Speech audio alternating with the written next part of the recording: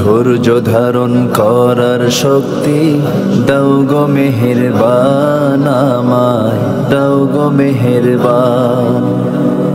বুকের ভেতর ব্যথার নদী বইছে অবিরাম, আধার আমার আলো দিয়ে কানায় কানায় দাও ভরিয়ে, অন্তর জুড়ে দাও গো প্রভু।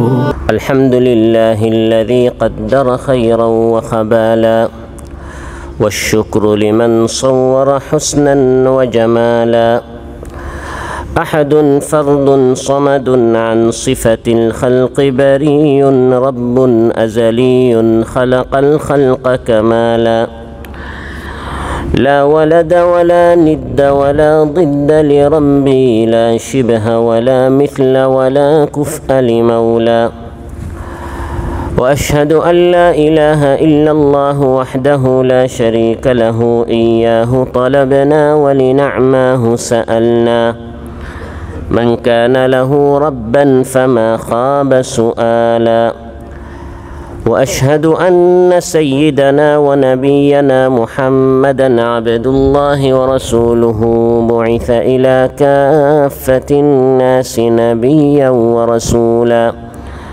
فللتوحيد والسنة أقاما وللشرك والبدعة أزالا صلى الله تعالى عليه وعلى آله وصحبه والتابعين ومن تبعهم بإحسان ما جرت الكواكب جنوبا وشمالا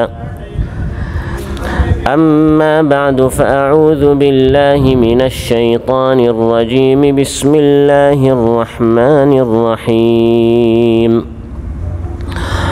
وإن عاقبتم فعاقبوا بمثل ما عوقبتم به ولئن صبرتم لهو خير للصابرين واصبر وما صبرك إلا بالله ولا تحزن عليهم ولا تك في ضيق مما يمكرون إن الله مع الذين اتقوا والذين هم محسنون আল্লাহ তাআলা ইরশাদ করেন, আর যদি তোমরা প্রতিশোধ গ্রহণ করো তাহলে ততটুকু প্রতিশোধ গ্রহণ করো যতটুকু অন্যায় তোমাদের উপর করা হয়েছে, আর যদি তোমরা সবর করো তাহলে সবরকারীদের জন্য এটাই উত্তম। আর আপনি সবর করুন, ধৈর্য ধারণ করুন, আপনার সবর তো আল্লাহরই জন্য। আর আপনি তাদের জন্য দুঃখ কষ্ট করবেন না এবং তাদের ষড়যন্ত্রে আপনি মনক্ষুণ্ণ হবেন না, আপনার মনটা যেন সংকীর্ণ সংকুচিত না হয়। নিশ্চয় যারা মুত্তাকি আল্লাহ তাআলা তাদের সাথে আছেন এবং যারা মুহসিন সৎকর্মশীল আল্লাহ তাআলা তাদের সাথেও আছেন। ওমসাল্লাহ ইউনিভার্সিটি সি উপশাখা কর্তৃক আয়োজিত আজকের মাহফিলে উপস্থিত সম্মানিত সভাপতি, উপস্থিত প্রাণপ্রিয় দিনদার ইমানদার কোরআন প্রিয় আমার ভাইরা, সূরাতুন নাহলের 3টি আয়াত, শেষের 3টি আয়াত 126, 27 এবং 128 তিলাওয়াত করে এর সরল বাংলা অনুবাদ উপস্থাপন করেছি। এই 3টি আয়াতের আলোকে যে বিষয় আলোচনা উপস্থাপন করব সেটি হচ্ছে সবর, ধৈর্য ধারণ করা, কেউ কষ্ট দিলে জবাব না দেয়া, পাল্টা গালাগালি না করা, প্রতিশোধ গ্রহণ না করে নিজের জিহ্বার, নিজের মনের আত্মার নিয়ন্ত্রণ টেনে ধরা, আল্লাহকে খুশি করার জন্য ভাইকে মাফ করে দেয়া, এভাবে সবর এবং ধৈর্য ধারণ করা যে কত গুরুত্বপূর্ণ এই বিষয়ে আলোচনা উপস্থাপন করব ইনশাআল্লাহ। সম্মানিত ভাইরা, এই জীবন পথে চলার সময় বিভিন্ন মানুষের সাথে চলতে হয়, পক্ষে বিপক্ষে, অনেকের কাছ থেকে অনেক কষ্টের কথা শুনতে হয়, কটু কথা শুনতে হয়। ইমানদার হিসাবে সে যদি আমাকে গালি দেয় আমি তাকে গালি দিতে পারি না, সে যদি আমাকে কষ্ট দেয় আমি তাকে কষ্ট দিতে পারি না। তবে ইসলাম উম্মাতান ওয়াসাতা, একটি ব্যালেন্স রেখেছে, একটি ভারসাম্যপূর্ণ দিন। মধ্যমপন্থা ইসলামে এসেছে। ইসলাম এটা বলে নাই মানুষ আপনাকে মারতেই থাকবে, আপনি কাউকে কিছুই করবেন না, বরং সমান প্রতিশোধ নেয়ার অনুমতি ইসলাম দিয়েছে। আপনি আপনার হক পাওয়ার জন্য কেস করতে পারবেন, মামলা করতে পারবেন, বিচার চাইতে পারবেন। সে একটি থাপ্পড় মারলে আপনি একটি থাপ্পড় মারতে পারবেন। এভাবে সমান প্রতিশোধ নেয়ার আইনগত অধিকার ইসলাম দিয়েছে। যারা নির্যাতন চালায় তাদের কাছ থেকে প্রতিশোধ গ্রহণ করা আপনার জন্য বৈধ, ফরজ নয়, সুন্নত নয়, তাতে আলাদা কোনো সওয়াবও নেই, কিন্তু চাইলে আপনার এই অনুমতি ইসলাম দিয়েছে। কিন্তু একটি শর্ত ইসলাম দিয়েছে, প্রতিশোধ নিতে হলে, বদলা নিতে হলে শর্ত হচ্ছে নির্যাতনের সীমা অতিক্রম করা যাবে না। সে গালি দিল একটা, বা আপনাকে থাপ্পড় মারলো একটা, বা আপনাকে কষ্ট দিয়েছে একটি, আপনি প্রতিশোধ নিতে গিয়ে 10টা আপনি কথা বললেন, বা 10টা থাপ্পড় মারলেন, বা 10টা কষ্ট দিলেন, চিরেন মজলুম হয়ে গেলেন আপনি জালিম। মাফ করে দিলে সেটা অনেক ভালো, কিন্তু বদলা নিতে চাইলেও ইসলাম এই অনুমতি দিয়েছে।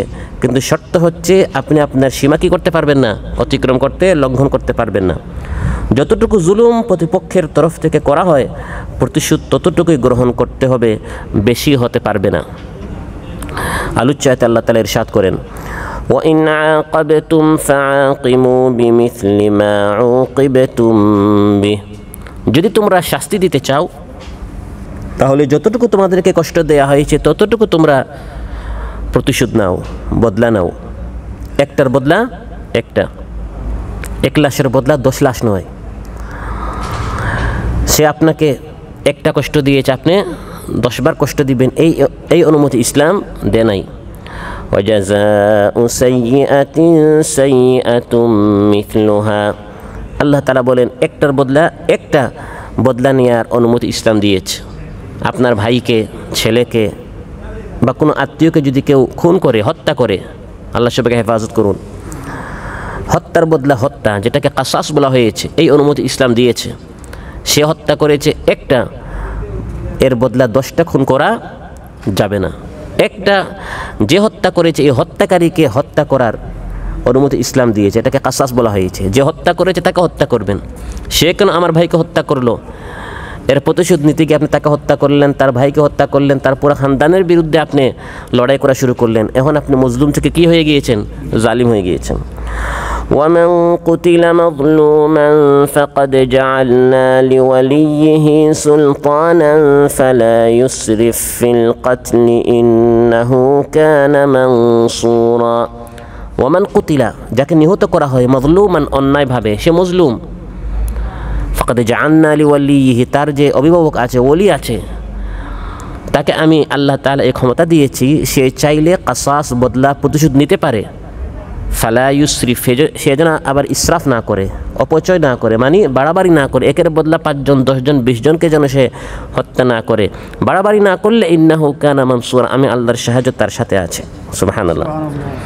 উহুদ যুদ্ধে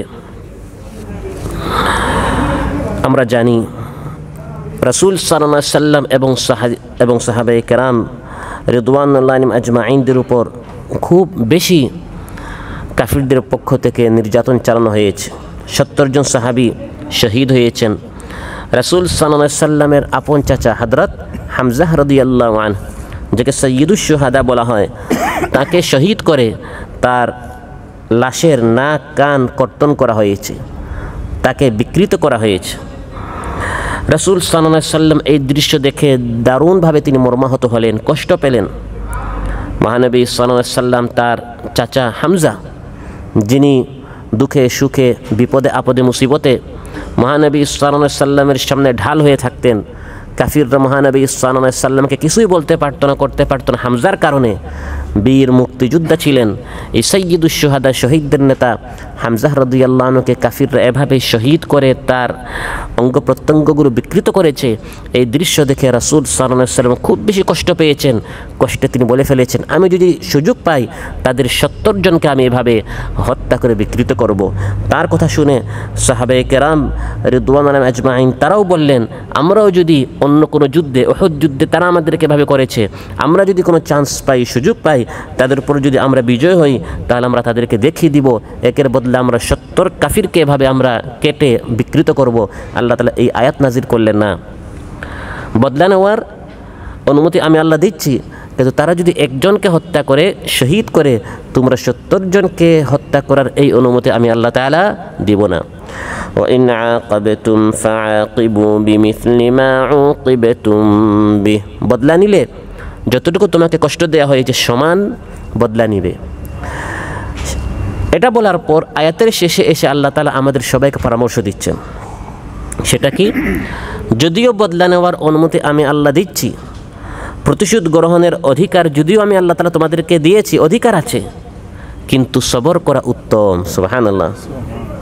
প্রথমে হচ্ছে অধিকার। আপনি চাইলে বদলা নিতে পারেন, আপনি চাইলে প্রতিশোধ নিতে পারেন, কিন্তু আল্লাহ তাআলা বলছেন প্রতিশোধ নিয়ে নিলে তো সবরের যে বেহিসাব সওয়াব সেটা তো আর তুমি পাবে না, কারণ বদলা একটা, হয় দুনিয়াতে বা আখিরাতে। এখন যদি তুমি তোমার এই কষ্টের বদলাটা প্রতিশোধের মাধ্যমে নিয়ে নাও, তাহলে সবরের যে সওয়াব সেই সওয়াব থেকে তুমি বঞ্চিত হয়ে যাবে। ওয়ালাইন সাবারতুম লাহুয়া খায়রুল লিস-সাবিরিন, আল্লাহ তাআলা বলেন যদি সবর করো, সবরকারীদের জন্য সবর হচ্ছে অনেক অনেক অনেক উত্তম। সুবহানাল্লাহ। ফামান আফা ওয়া আসলাহা ফাআজরুহু আলাল্লাহ, যে ব্যক্তি ক্ষমা করে দিবে, মাফ করে দিবে, সম্পর্ক আসলাহা সুন্দর করে ফেলবে। মাফ করলে সম্পর্ক কী হয়? আর বেশি খারাপ হবে না সুন্দর হবে? সুন্দর হবে। প্রতিশোধ নিলে মনগুলো আর বেশি ভাঙবে, দূরত্ব বাড়বে। আর মাফ করে দিলে পারস্পরিক সম্পর্ক ভালো হয়ে যাবে, সুন্দর হয়ে যাবে। যে ব্যক্তি সে আপনার সম্পর্ক ছিন্ন করেছে, আপনি মাফ করে তার সম্পর্কটি ভালো করে ফেললেন, আল্লাহ তাআলা বলেন এর পুরস্কার আল্লাহ আপনাকে দিবেন। সবর করার কারণে সবরের পুরস্কার আল্লাহ কোনো মাধ্যমে দেন না। অন্যান্য নেক আমলের পুরস্কার আল্লাহ তাআলা ফেরেশতার মাধ্যমে দেন। দুনিয়ার মালিক ফকির, দুনিয়ার মালিক আনতুমুল ফুকারাউ ইলাল্লাহ, আমরা সবাই ফকির, যে যত বড় ধনী হোক না কেন। আর সবচেয়ে ধনী হচ্ছেন কে? আল্লাহ তাআলা। তিনি বলছেন বান্দা সবর করলে ইন্নামা ইউওয়াফাস সাবিরুনা আজরাহুম বিগাইরি হিসাব, যা সবর করে আমি আল্লাহ তাআলা তাদেরকে বেহিসাব সওয়াব দেই। সুবহানাল্লাহ। প্রিয় ভাইরা, দুনিয়া এবং আখিরাতে কিছু পেতে হলে সবর করতে হবে। ধৈর্যের সবরের মাধ্যমেই আপনি কামিয়াব হবেন, সফল হবেন। সফলতার চাবিকাঠি হচ্ছে ধৈর্য। এই দুনিয়াতে আমরা ইমানদারেরা যদি ইসলাম প্রতিষ্ঠা করতে চাই, আমরা ইসলামী মেহনত করছি, কোরআন সুন্নাহ প্রতিষ্ঠার জন্য মেহনত করছি, মানুষের দ্বারে দ্বারে যাচ্ছি, রুমে রুমে যাচ্ছি, দাওয়াতি কাজ করছি। আজকে শুরু করলাম, কালকে বিজয় চলে আসবে নাকি? না, এর জন্য অনেক সবর করতে হবে। হতে পারে বিজয় আমি দেখব না, ভবিষ্যৎ প্রজন্ম দেখবে। হতে পারে ভবিষ্যৎ প্রজন্ম দেখবে না, এর পরের প্রজন্ম দেখবে। এরকম হতে পারে বছরের পর বছর যাবে, হতে পারে কয়েক শতাব্দীও চলে যাবে। বিজয় পরের প্রজন্মগুলো দেখবে, আগের প্রজন্মগুলো তারা সবর করে করে শুধু মেহনত করে যাবে। সুবহানাল্লাহ। সবরের মাধ্যমে এই দুনিয়াতে আল্লাহর পক্ষ থেকে বিজয় আসে। বানু ইসরাঈল, তাদের চোখের সামনে ফিরআউনের পতন হয়েছে, তাদের চোখের সামনে তারা দেখেছে ফিরআউন কিভাবে ধ্বংস হয়েছে, কিন্তু এর আগে তাদেরকে অনেক সবর করতে হয়েছে। অনেক ছেলে সন্তানদেরকে তাদের চোখের সামনে জবাই হতে হয়েছে, তাদের কন্যাদের অনেককে দাসী বানানো হয়েছে, চাকরানি বানানো হয়েছে। বানু ইসরাঈল সবর করেছিল, তাদের চোখের সামনে আল্লাহ তাআলা ফিরআউনকে ধ্বংস করে দিয়েছেন। সুবহানাল্লাহ। وأورثنا القوم الذين كانوا يستضعفون مشارق الأرض ومغاربها التي باركنا فيها وتمت كلمة ربك الحسنى على بني إسرائيل بما صبروا ودمرنا ما كان يصنع فرعون وقومه وما كانوا يعرشون। আল্লাহ তাআলা বলেন মিশরের বিস্তীর্ণ জমিনের ওয়ারিস আমি বানু ইসরাঈলকে বানিয়ে দিলাম। যে বানু ইসরাঈল মিশরের জমিনে তাদেরকে নির্যাতন করা হতো, তাদের উপর অত্যাচার করা হতো, পূর্ব পশ্চিম উত্তর দক্ষিণ পুরা মিশরের মালিক উত্তরাধিকারী আমি এই বানু ইসরাঈলকে বানিয়ে দিলাম। বিমা সবারু, কারণ দীর্ঘদিন পর্যন্ত তারা সবর করেছে। সুবহানাল্লাহ। আজ ফিলিস্তিন বিজয় হবে, গাজার মুসলমানরা বিজয় হবে, বলেন ইনশাআল্লাহ। কিন্তু সবর লাগবে, ধৈর্য ধারণ করতে হবে। আফগানিস্তান তারা ধৈর্য ধারণ করেছিল, ভাইয়েরা সবর করেছে, বিজয় এসেছে না আসে নাই? এসেছে। মহানবী সাল্লাল্লাহু আলাইহি সাল্লাম 13 বছর পর্যন্ত মক্কাতুল মুকাররমায় সবর করেছেন, অধৈর্য হন নাই, অস্থির হন নাই, সবর করেছেন। একজন একজন করে দাওয়াত দিয়েছেন, একজন এসেছে, 10 জন আসে নাই। একজন কবুল করে, 10 জন প্রত্যাখ্যান করে। একজন কাফেলায় আসে তো 10 জন বিরোধিতা করে, কিন্তু তিনি হতাশ হন নাই, নিরাশ হন নাই, তিনি তার মিশন চালিয়ে গিয়েছেন। আল্লাহ তাআলা বদর প্রান্তে মহানবী সাল্লাল্লাহু আলাইহি সাল্লামের নেতৃত্বে সাহাবীদেরকে বিজয় দান করেছিলেন। মহানবী সাল্লাল্লাহু আলাইহি সাল্লাম ইরশাদ করেন, বুখারী মুসলিমে এসেছে, ওয়ামা উতিয়া আহাদুন আতাআন খায়রান ওয়া আওসা মিনাস সাবরি, সবরের চাইতে শ্রেষ্ঠ আল্লাহর পক্ষ থেকে কোনো নিয়ামত উপহার কাউকে দেওয়া হয় নাই। সবচেয়ে শ্রেষ্ঠ আল্লাহ প্রদত্ত নিয়ামত হচ্ছে সবর। সুবহানাল্লাহ। আপনাকে যদি আল্লাহ সবর দেন, আপনি যদি ধৈর্য ধারণকারী হন, তাহলে বুঝেন দুনিয়া এবং আখিরাতে আপনার ভালো কিছু হবে, আপনার ভবিষ্যৎ উজ্জ্বল। আর অস্থির, ব্যবসায় আপনার লস হবে, চাকরি আপনার হাতছাড়া হবে, পড়াশোনায় আপনি ভালো কিছু করতে পারবেন না ছাত্র হিসাবে, যেখানেই হাত দিবেন আপনার লস। আজকে শুরু করেন তো কালকে আপনি ফলাফল পেতে চান, এভাবে কেউ সফল হতে পারে না। এভাবে বিজয় আসতে হলে, আল্লাহর নুসরত পেতে হলে আল্লাহ তাআলা বলেন আগে সবর করো, ময়দানে টিকে থাকো। আমি আল্লাহ তাআলা দেখতে চাই কতটুকু কষ্ট তোমরা সহ্য করতে পারো, আমার দ্বীনের জন্য কতটুকু ত্যাগ তোমরা সহ্য করতে পারো, সবর করতে পারো। পরীক্ষার পর আল্লাহর পক্ষ থেকে ফেরেশতা কাতারে কাতারে ময়দানে হাজির হয়ে যাবে। বালা ইন তাসবিরু ওয়া তাত্তাকু ওয়া ইয়াতুকুম মিন ফাওরিহিম হাযা ইউমদিদকুম রাব্বুকুম বিখামসাতি আলাফিন মিনাল মালাইকাতি মুসাউমিমিন। আল্লাহ তাআলা বলেন, বদর প্রান্তে হে মুসলমানেরা, তোমরা যদি ময়দানে টিকে থাকো, কাফিরদের অস্ত্র দেখে তোমরা যদি হতাশ এবং নিরাশ না হও, কাফিরদের সংখ্যা দেখে তোমরা ভয় পেয়ে যদি পলায়ন না করো, বরং সবর করে ময়দানে যদি তোমরা টিকে থাকতে পারো, আমি আল্লাহ তাআলা 5000 চিহ্নিত ফেরেশতা দলে দলে পালাক্রমে ময়দানে আমি হাজির করিয়ে দিব। তিরমিজিতে এবং মুসনাদ আহমদ এসেছে, রাসূল সাল্লাল্লাহু আলাইহি ওয়াসাল্লাম ইরশাদ করেন, ওয়া'লাম আন্না ফিস সাবরি আলা মা তাকরাহু খায়রান কাসীরা ওয়া আন্নান নাসরা মা'আস সাবরি। জেনে রাখো, সবরের মধ্যেই কল্যাণ। অনেক সময় পরিস্থিতি তোমার ভালো লাগে না, মনে হয় পরিস্থিতিটা প্রতিকূল, অসুস্থ হয়ে গিয়েছো, আর্থিকভাবে তুমি কষ্টে পড়ে গিয়েছো, সংকটে আছো, কিন্তু জেনে রাখো এর পরিণতিটা ভালো হবে যদি তুমি একটু সবর করতে পারো। কিছুদিন পর তোমার সুদিন আসবে, কিছুদিন পর তোমার ভাগ্য খুলে যাবে, কিছুদিন পর তোমার মুখে হাসি ফুটবে, কিছুদিন পর তোমার দিলের মধ্যে আল্লাহ তাআলা আনন্দ জাগ্রত করে দিবেন। কিন্তু কিছুদিন কি করতে হবে? সবর করতে হবে, একটু ধৈর্য ধারণ করতে হবে। ও আন্নান নাসরা মা'আস সাবরি, সবর করলেই আল্লাহর পক্ষ থেকে বিজয় আসে। এই পৃথিবীর ইতিহাসে কত অল্প সংখ্যক দল বিশাল বাহিনীর উপর, বিশাল সংখ্যার উপর তারা বিজয় লাভ করেছে। কারণ যাদের সংখ্যা অল্প ছিল, সংখ্যায় কম, কিন্তু তাদের হিম্মত ছিল, ময়দানে তারা অধৈর্য হয় নাই, অস্থির হয় নাই, পলায়ন করে নাই, সবর করেছে, রবের উপর ভরসা করে ময়দানে তারা অনড় ছিল। كم من فئة قليلة غلبت فئة كثيرة بإذن الله والله مع الصابرين। আল্লাহ তাআলা বলেন, কত অল্প সংখ্যক দল বিশাল বাহিনীর উপর এই পৃথিবীর ইতিহাসে আল্লাহর নির্দেশ বিজয় হয়েছে।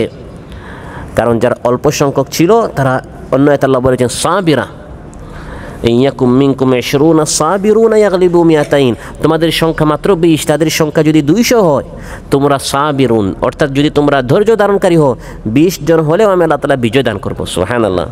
প্রিয় ভাইয়েরা, এভাবে ইমানদারেরা সবর করে করে পৃথিবীর নেতৃত্বে আসে, পৃথিবী তাদের পায়ে চুম্বন খায়।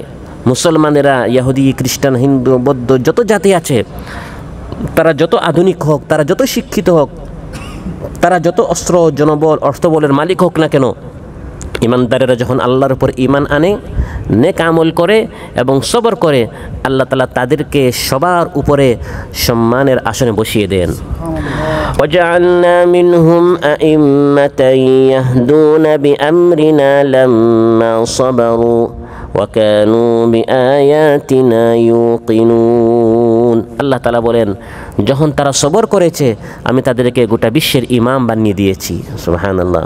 যেমন হযরত ইউসুফ আলাইহিস সালাম অন্ধকার কুয়ায় ছিলেন, সেখান থেকে কারাগারে গেলেন, সেখানেই তার ইতি হয়ে যেত, কিন্তু মিশরের সিংহাসনে কিভাবে বসলেন, খাদ্যমন্ত্রী অর্থমন্ত্রী কিভাবে হলেন, হযরত ইউসুফ আলাইহিস সালাম তিনি নিজের জবানে বলছেন তিনি এত বড় সফলতায় কিভাবে পৌঁছলেন। ইন্নাহু মান ইয়াত্তাকি ওয়া ইয়াসবির ফাইন্নাল্লাহা লা ইউযিউ আজরাল মুহসিনিন। যে ব্যক্তি আল্লাহকে ভয় করে আর সবর করে, আল্লাহ তাআলা এই নেককারদের পুরস্কার নষ্ট করেন না। সুবহানাল্লাহ। অন্ধকার কুয়ায় আমি ইউসুফ নিরাশ হই নাই, সবর করেছি, ভাইদের জুলুমের উপর সবর করেছি। তারপর মিশরে গেলাম, আজিজ মিশরের স্ত্রী জুলাইখা আমার উপর মিথ্যা অপবাদ দিয়েছে, সবর করেছি। জেলখানায় আমাকে অন্যায়ভাবে মিথ্যা অপবাদে এবং মিথ্যা মামলায় আমাকে সেখানে কারারুদ্ধ করা হয়েছে, আমি ইউসুফ সবর করেছি। সবর করতে করতে সফলতার চাবিকাঠি হচ্ছে সবর। এখন আল্লাহ তাআলা আমাকে মিশরের অর্থমন্ত্রী এবং খাদ্যমন্ত্রী দুটি মন্ত্রণালয়ের দায়িত্ব আল্লাহ তাআলা এই হযরত ইউসুফ আলাইহিস সালামকে দিয়ে দিলেন। সুবহানাল্লাহ। এভাবে দুনিয়াতে যদি আপনি সফল হতে চান, সবরের কোনো বিকল্প নেই। আখিরাতেও সফল হতে হলে এই দুনিয়াতে সবর করে করে আমাকে আপনাকে রোজা পালন করতে হবে, সবর করে করে তিলাওয়াত করতে হবে, সবর করে করে ফজর যোহর আসর মাগরিব এশা এক ওয়াক্ত পরে রুমে আসতে না আসতে আরেক ওয়াক্তের সময় হয়ে যায়, সবর করে আবার যেতে হবে, ওযু করতে হবে, কষ্ট করতে হবে, কষ্ট সহ্য করে করে এভাবে আল্লাহর প্রিয় বান্দা হতে হবে। সুবহানাল্লাহ।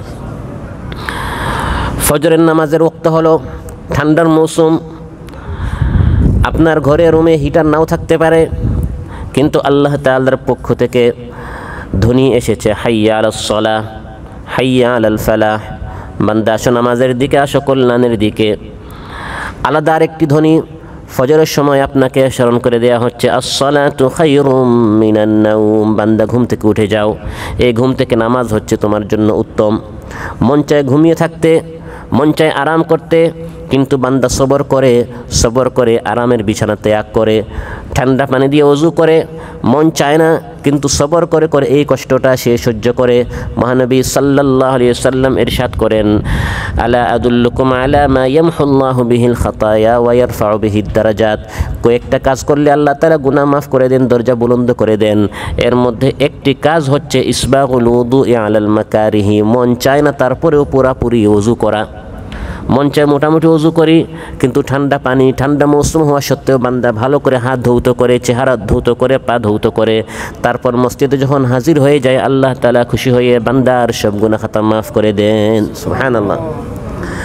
একজন বান্দা খুব সুন্দর করে তিলাওয়াত করতে পারে, তার সবর করার দরকার নাই, কারণ তার এক পৃষ্ঠা পড়তে 1-1.5-2 মিনিট লাগে। সবর না করে সুন্দর করে সে পড়তে পারে, সে সবর না করে আল্লাহর শুকরিয়া আদায় করবে, কারণ আল্লাহ তাআলা আমাকে সুন্দর করে কোরআন তিলাওয়াত করার তৌফিক দিয়েছেন।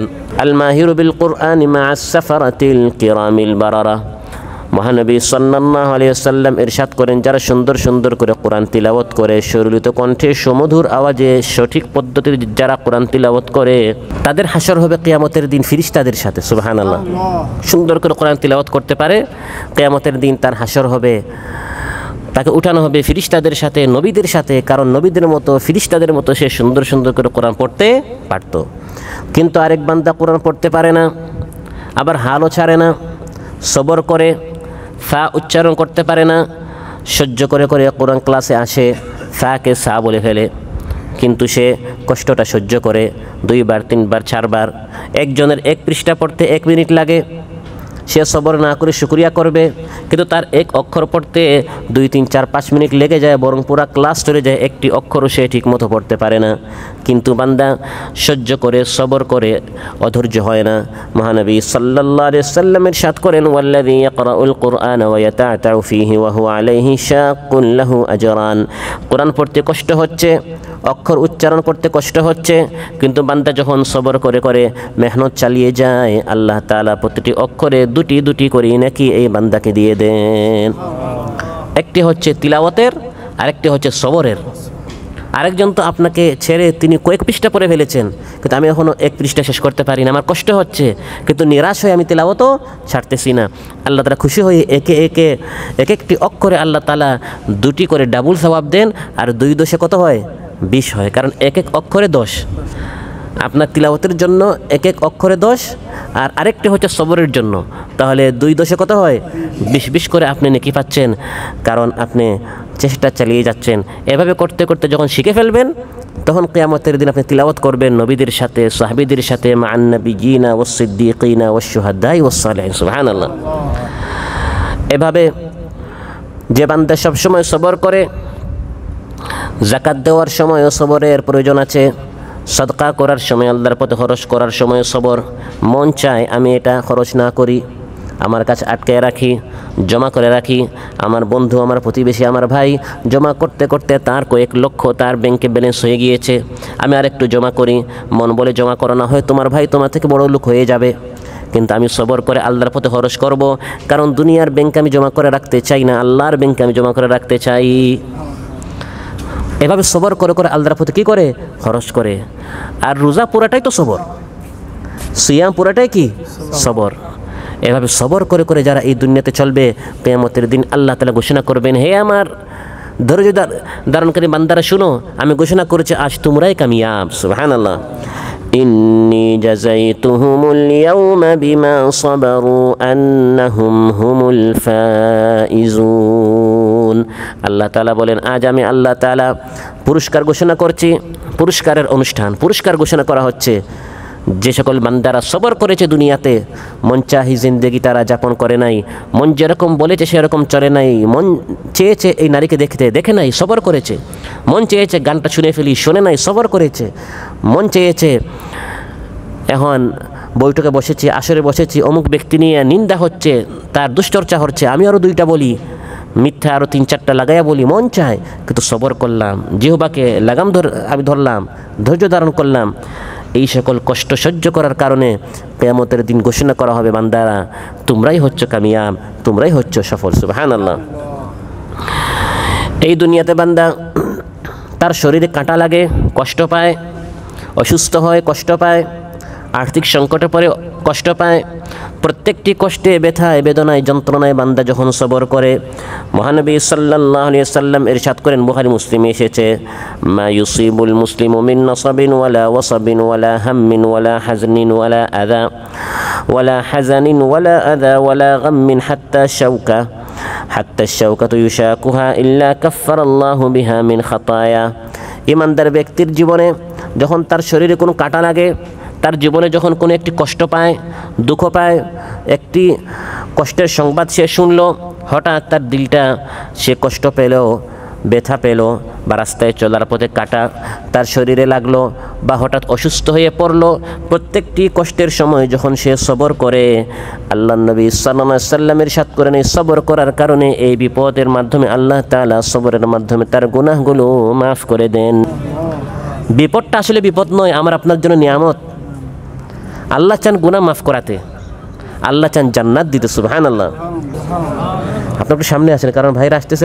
মহানবী সাল্লাল্লাহু আলাইহি ওয়াসাল্লাম ইরশাদ করেন, মান ইউরিদিল্লাহু বিহি খায়রান ইউসিব মিনহু। আল্লাহ যার জন্য কল্যাণ চান, আল্লাহ তাআলা তাকে মাঝে মধ্যে বিপদে ফেলেন। যার জন্য কল্যাণ চান না যার জন্য অকল্যাণ চান? কল্যাণ চান। আমরা ভাবি এই লোকটা, আল্লাহ তাকে কত কঠিন বিপদে ফেলছেন, এই লোকটা অবশ্যই কোনো নাফরমান। না, বিপদে পড়াটাই নাফরমান হওয়ার কোনো আলামত নয়, বরং আল্লাহর নবীরা, প্রিয় বান্দারা বড় বড় বিপদে সবসময় ছিলেন। আমি আপনি এত গুনাহ করেছি, গুনাহ করলে বান্দা জান্নাতে যাবে না জাহান্নামে যাবে? এখন আমি আপনি এত গুনাহ করেছি, জাহান্নাম ওয়াজিব হয়ে গিয়েছে, কিন্তু আল্লাহ আমাদেরকে মহাব্বত করে জাহান্নাম দিতে চান না। আবার আমি আপনি এত গাফিল, এত উদাসীন, আমরা তাওবাও করি না। এখন আল্লাহ বিপদ দিয়ে দিয়ে গুনাহগুলো মাফ করাচ্ছেন, ফ্রেশ করাচ্ছেন, পরিষ্কার করাচ্ছেন, বান্দাকে মহব্বত করে আখিরাতে আমি আল্লাহ তাআলা জান্নাত দিতে চাই। সুবহানাল্লাহ। বিপদে আপতিত হয়ে, সমস্যায় জর্জরিত হয়ে মনটা ছোটো করবেন না, খুশি হবেন। হতে পারে এই ছোটো বিপদ দ্বারা জাহান্নামের মতো বিশাল বিপদ থেকে আল্লাহ আমাকে হেফাজত করতে চাচ্ছেন। সুবহানাল্লাহ। যদি আমি সবরটা করে ফেলি, কিয়ামতের দিন মহা নাজ ও নিয়ামত জান্নাত আমার জন্য অপেক্ষা করছে।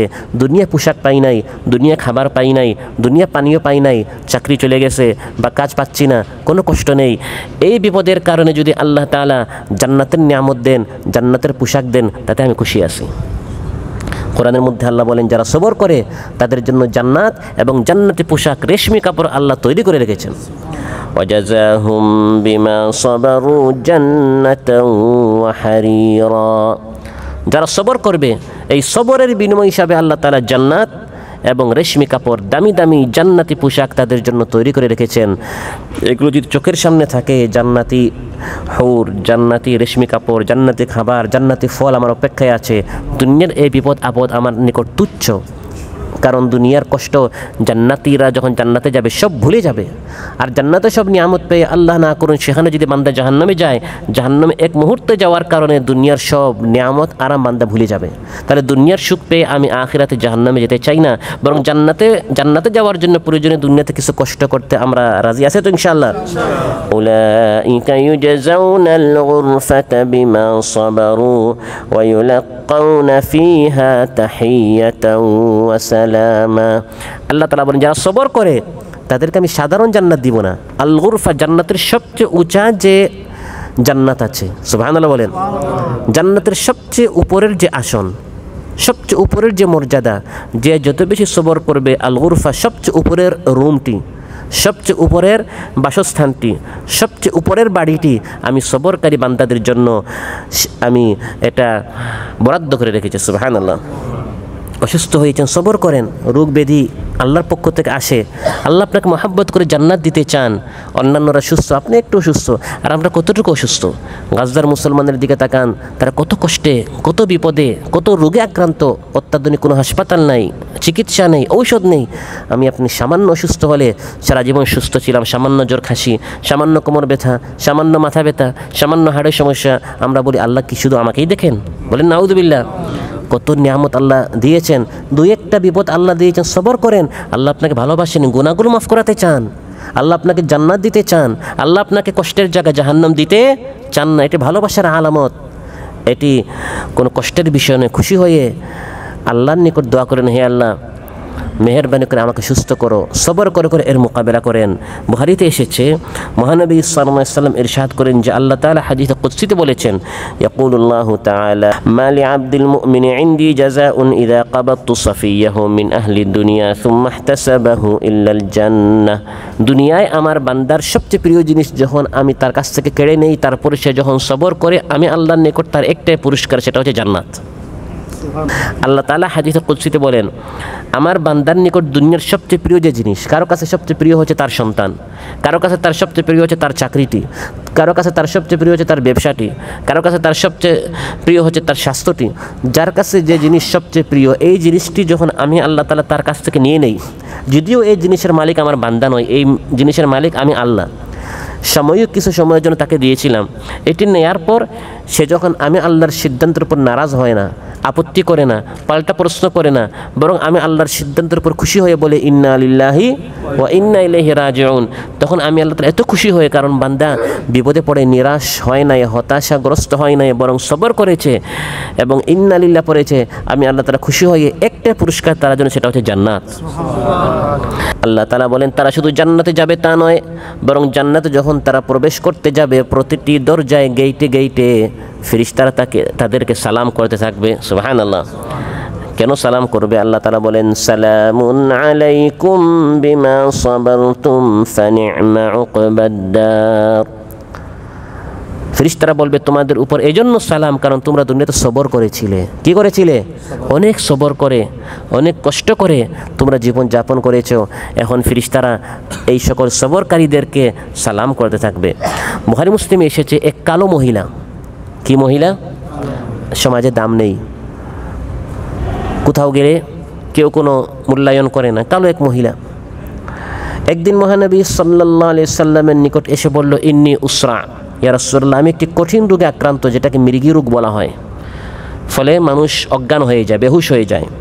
আমি এই রোগে যখন আক্রান্ত হই, কালো মহিলা বলে, ও ইন্নী আতাকাশাফ, এত বেশি আমি আমার জ্ঞান হারিয়ে ফেলি, হুশ হারিয়ে ফেলি, অনেক সময় আমার কাপড় পড়ে যায়, আমি উলঙ্গ হয়ে যায়। ফাদউল্লাহ তাআলা লি, আপনি আমার জন্য দোয়া করেন আল্লাহ যেন এই রোগ থেকে আমাকে সুস্থ করেন। মহানবী সাল্লাল্লাহু আলাইহি সাল্লাম এই মহিলাকে বললেন, ইন শি'তি সাবারতি ওয়ালাকিল জান্নাহ ওয়া ইন শি'তি দাআউতুল্লাহ আন ইউআফিকি, তুমি চাইলে আমি তোমার জন্য এখনই দোয়া করব। নবী দোয়া করতে দেরি, কবুল হতে কি হয় না, সঙ্গে সঙ্গে তুমি সুস্থ হয়ে যাবে। আর যদি তুমি চাও এই দুনিয়ার আর কয় বছর, 2 বছর, 5 বছর, 10 বছর, 20 বছর, যত বছর তুমি বাঁচবে এই রোগটা নিয়ে একটু কষ্ট করে জীবন যাপন করো, আমি তোমার জন্য সুস্থতার দোয়া করব না, বরং এই কষ্ট করেই জীবন যাপন করো, কিন্তু এই কষ্টের বিনিময়ে আখিরাতে তুমি জান্নাত পাবে। মহিলা দুইটা তুলনা করলো। যদি এখানে এই দুনিয়ার জিন্দেগির কয়েক বছর আমি একটু সবর করে কাটিয়ে ফেলি, হাসপাতালের বেডে কত মানুষ বিছানায় কাতরাচ্ছে, এক একজনের এক এক পেরেশানি, এক একজন এক এক রোগে আক্রান্ত, সবর যদি করে ফেলে, ধৈর্য ধারণ যদি করে ফেলে, মহিলা বলেছে না আমি চাই আল্লাহর জান্নাত, সুবহানাল্লাহ, বাল আসবির, আমি সবরই করব। কিন্তু ইয়া রাসূলুল্লাহ আমার জন্য একটা দোয়া করেন, সেটা হচ্ছে মাঝে মধ্যে আমি এত বেহুশ হই যে আমার লজ্জাস্থান বের হয়ে যায়, শুধু এই জিনিস থেকে যেন আল্লাহ হেফাজত করেন। মহানবী সাল্লাল্লাহু আলাইহি ওয়াসাল্লাম এই দোয়া করেছেন যে আল্লাহ তাআলা এই লজ্জাস্থান বের হওয়া থেকে যেন হেফাজত করে, বাকি রোগটা তার থাকবে। রোগী অবস্থায় সে মারা গিয়েছে এবং মহানবী সাল্লাল্লাহু আলাইহি ওয়াসাল্লামের ওয়াদা অনুযায়ী সে অবশ্যই জান্নাতে যাবে, সুবহানাল্লাহ। সে নিরাশাগ্রস্ত হয় নাই। প্রিয় ভাইয়েরা, বিপদে পড়লেই আমরা হতাশাগ্রস্ত হয়ে যাই। আমরা বলি আল্লাহ আমাকে এই বিপদ দিলেন, বারবার আমার উপর বিপদই আসে। আমি নামাজ পড়ি, আমি কোরআন পড়ি, আমি কোরআন ক্লাসে আসি, আমার এক ছেলে হাসপাতালে, আরেক ছেলে দেখা যায় শারীরিকভাবে অসুস্থ, এক একজনের এক এক রোগ। আল্লাহ তাআলা আপনার জন্য কল্যাণ চাচ্ছিলেন, কিন্তু এই সকল কথা বলে আপনি আপনার ছেলের স্বাস্থ্য হারালেন, সওয়াবটাও হারালেন, জান্নাতও হারালেন। অতএব সবর করেন, বিপদ তো এমনি এসেছে, সবর করলে দুনিয়াটা হারিয়েছেন, আখিরাতটা হারাবেন না, অবশ্যই আপনি জান্নাত পাবেন। মহানবী সাল্লাল্লাহু আলাইহি সাল্লাম কত কষ্ট করেছেন, আমি আপনি কি কষ্ট করেছি। মহানবী সাল্লাল্লাহু আলাইহি সাল্লাম ঘর থেকে যখন বের হতেন, কষ্ট আর কষ্ট, ব্যথা আর ব্যথা, কাফির মুশরিকরা তাকে কষ্ট দিত।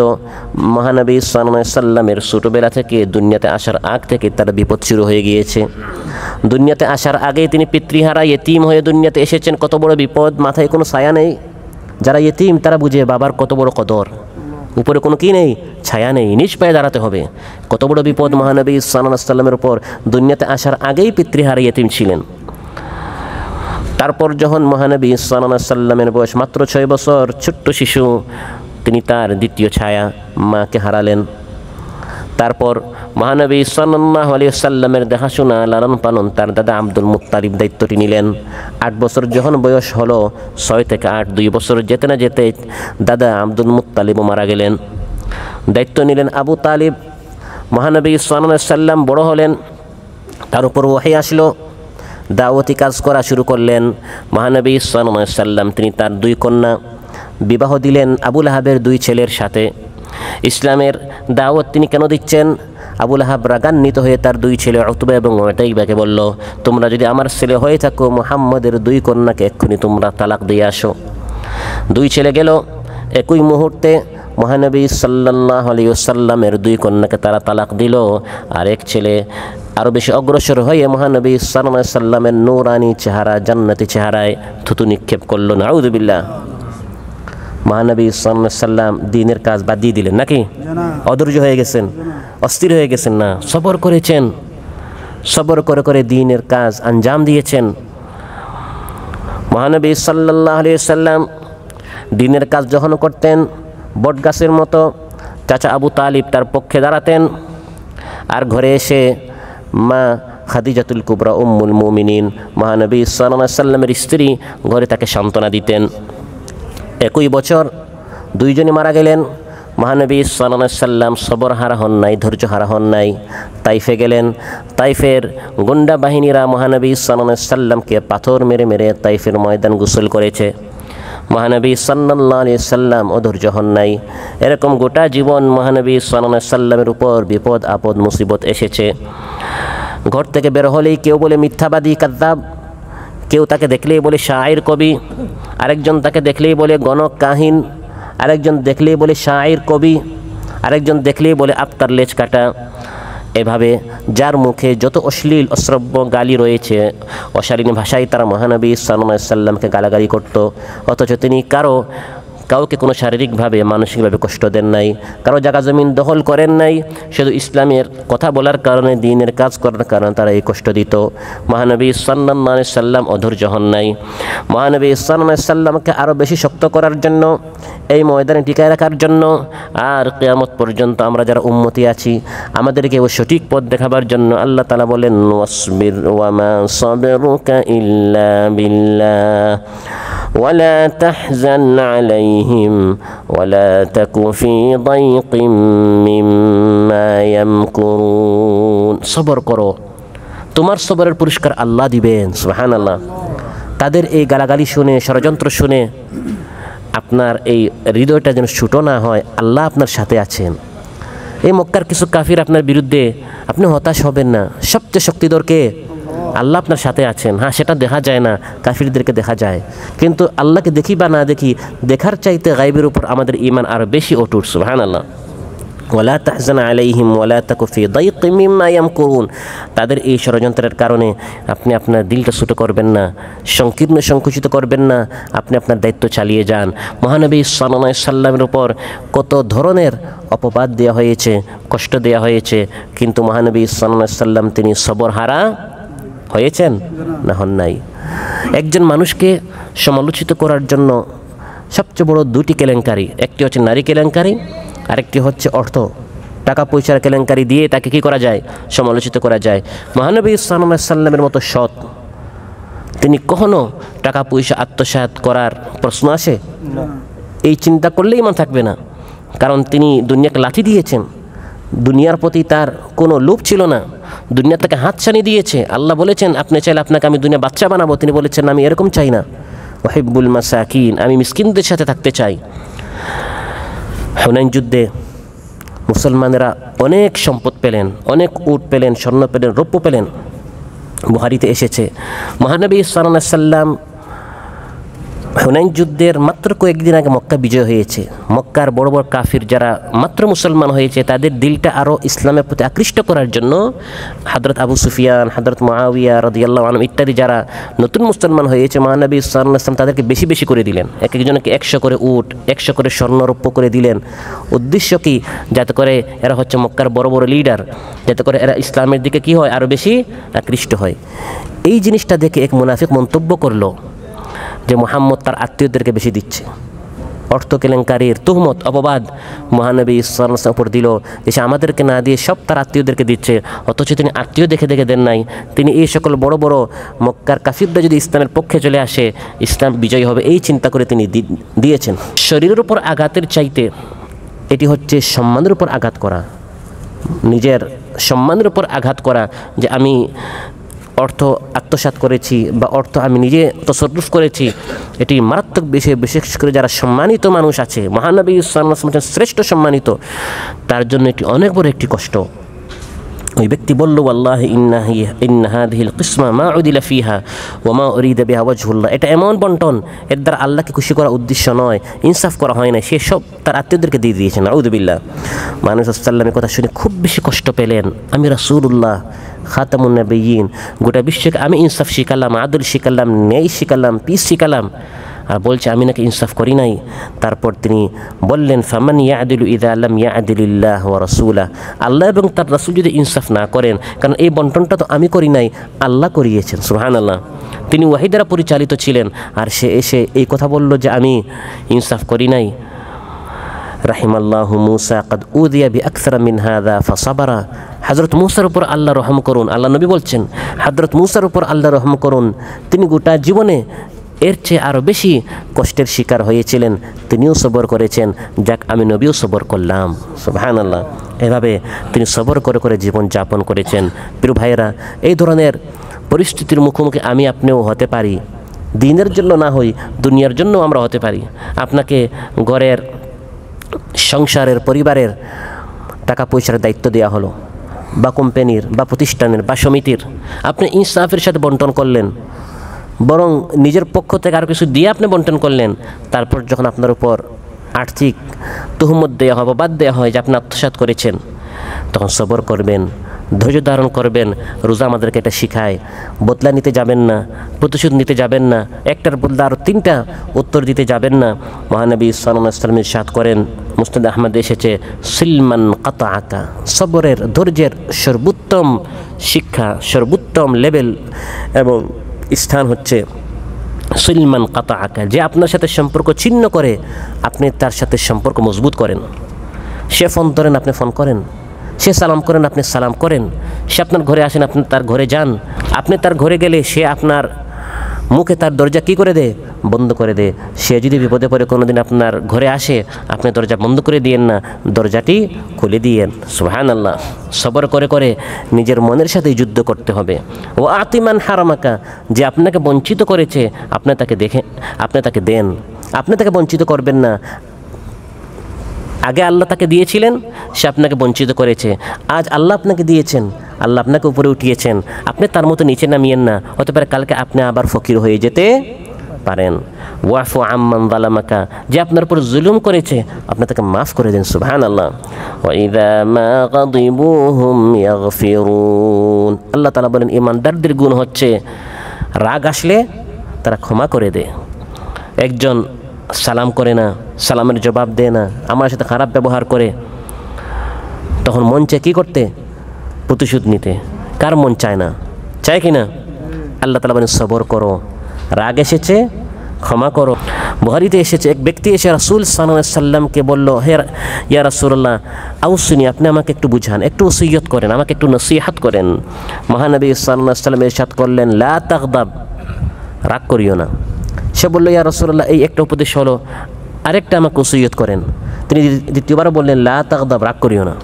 তৃতীয়বার আবার বললেন, লা তাগদাব, রাগ করিও না। কারণ এই ব্যক্তির রাগ একটু কী ছিল? বেশি ছিল। সবর না করে অধৈর্য হয়ে যারাই রাগ করে তারাই বিপদে পড়ে, সংসার ভাঙ্গে। রাগ করে ভাই ভাইকে হত্যা করে খুন করে, রাগ করে পারস্পরিক সম্পর্ক ছিন্ন হয়। এই জন্য সবর করে ধৈর্য ধারণ করে রাগ করা যাবে না, বরং নিজের রাগকে কন্ট্রোলে রাখতে হবে। মহানবী সাল্লাল্লাহু আলাইহি ওয়াসাল্লাম এগুলো আমাদেরকে বুঝিয়েছেন এবং নিজে এগুলো সবচেয়ে বেশি আমল করেছেন। সহিহ মুসলিমে এসেছে, হযরত আয়েশা রাদিয়াল্লাহু আনহা বলেন, মা দারাবা রাসূলুল্লাহ সাল্লাল্লাহু আলাইহি ওয়াসাল্লাম শাইআন বিয়াদিহি কাত্তু, মহানবী সাল্লাল্লাহু আলাইহি ওয়াসাল্লাম তিনি তার জিন্দেগিতে কারো উপর তার হাত দ্বারা আঘাত করেন নাই। সুবহানাল্লাহ। তাকে সবাই কষ্ট দিয়েছে, কিন্তু তিনি তার হাত দ্বারা কাউকে কী করেন নাই?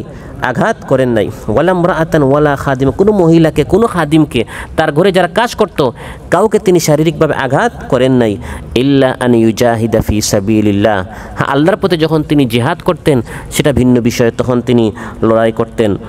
যখন আল্লাহর পথে জিহাদ করতে যেতেন তখন ফায়ান্তাকিমু লিল্লাহি আযজা ওয়া জাল্লা, আল্লাহর জন্য তিনি এই প্রতিশোধ গ্রহণ করতেন।